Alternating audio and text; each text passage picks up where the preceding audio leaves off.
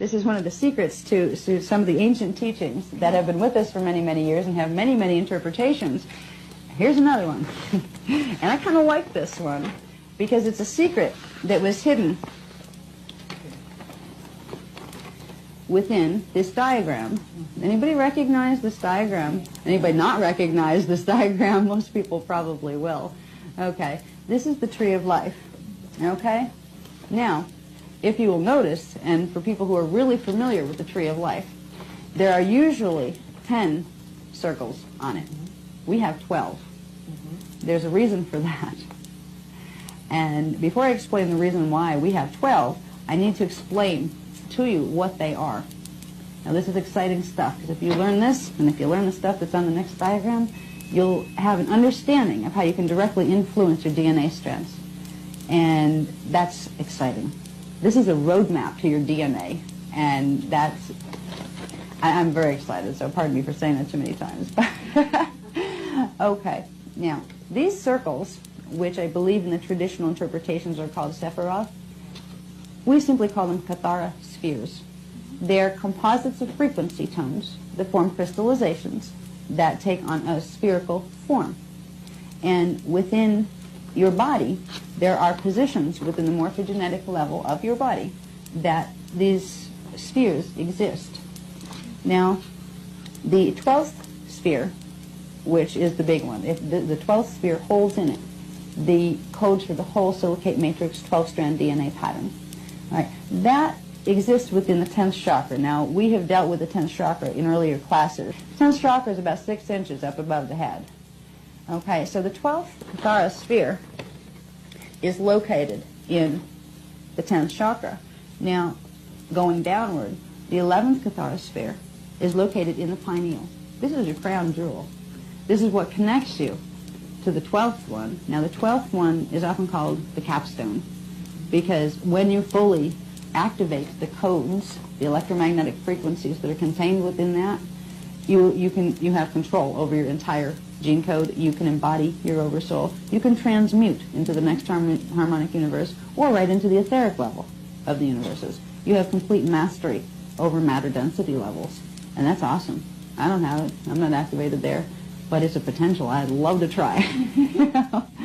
Okay, now coming downward, we have the 9th and 10th Kathara spheres. Now, the 9th and 10th are located in the head. They're actually part of the acupressure point system. If you, like in Chinese medicine or Japanese medicine, they have acupressure points.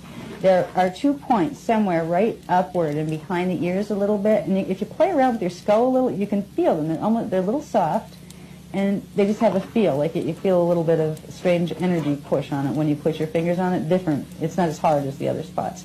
Okay, the 9th and 10th Kathara spheres are located back there. Now, it helps to understand where they are for several reasons. For one, you can stimulate them by direct touch or projecting energy into them. For two, if you're going to be reprogramming anything that's in them, to reprogram your DNA from the morphogenetic level, you want to know where it is so you can direct the energy the right way. Okay? Now, everybody got to take one of these home, so you get to have, the map to your morphogenetic level 1 with you.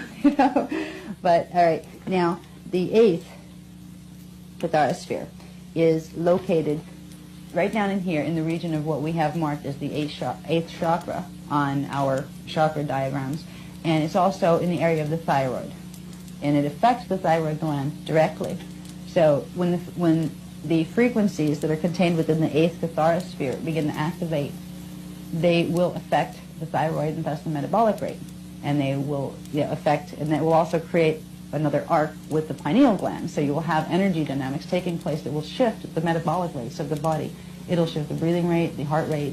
It will shift all sorts of things that we consider the autonomic processes that supposedly we have no control over. Well, these are the control buttons to these processes, and they do operate automatically through the programs that are contained within the Kathara spheres, which manifest into the DNA. Now, the 6th and 7th Kathara spheres, these are, I call these the angel wings, because they're located right around here in kind of like the hollow indent. You can push around. There's more, again, they're on acupressure points, You can find them if you push, because they usually hurt a little. They're usually a little tender, and they will go out the back. They run all the way through where you can feel them on both sides, like around the wing bones in the back. You can feel them in both sides. Okay, so that's where they are. Now, the fifth is located at the navel.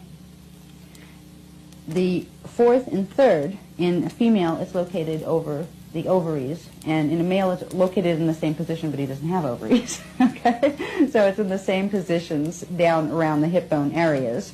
Okay, the second one, on a female, it is located actually within the birth canal, and with a male, it's located right, very, very close to the prostrate gland. It's not in it, but it's very, very close to the prostrate gland. And the first catharosphere is located actually at the Earth's core, and it connects you to the race morphogenetic field, and it connects you to the Earth morphogenetic field. So your morphogenetic field, which you can visualize as a crystal chelan body that looks something like that, is connected to your physical body and to other things that you don't quite see yet, like the Earth's core and higher dimensions. This one will connect you to the 13th dimension, where you connect to a whole other one of these that's called the universal tree of life, that takes you completely out of the dimensional matrix. While you're in a body, all you need to worry down here, all you need to worry about is first activating this area, and then later this will be your soul matrix. And as you pull these, as you pull these in, then you will activate these, which will bring in your oversoul level of identity. And then you'll pull in these, where you'll bring in your avatar level of identity, and then you'll tap into your rishi level of identity and begin transmutation completely out of form. But you don't have to worry about that now. What we need to think about now is, okay, what can we do with that knowledge? You know, there's got to be something useful we can get out of that. And there is, if we understand the correspondences of the catharospheres to the DNA strands. Now, we have 12 DNA strands. Now, the catharospheres are the first morphogenetic imprint for the DNA strand. So catharosphere 1 will hold the program for the base codes and what's called the acceleration codes, or the magnetic and the electrical heli of DNA strand 1. So if you want to be able to change a program or a mutation that's occurring in DNA strand 1, that is the sphere that you would use. Same goes for every one of these. Okay? All of these correspond to the 12 DNA strands. Now, there are tricks that can be done as far as activating DNA and purging mutations from DNA. The main central vertical line is the control line of the catharogrid. So the catharospheres, which are 12, 11, 8, 5, 2, and 1, they are the control spheres that will control the programs in all the other spheres. Now, if you want to reprogram what's down here, you can start up here, but that would be too high frequency. You will not plug it into the body. You have to start they start at the middle point, which is your point of coming into manifestation here. When you're dealing with these levels, you're dealing with the avatar level of identity. They go from the 8 point, which corresponds to the center point in the 15-dimensional matrix, the 8.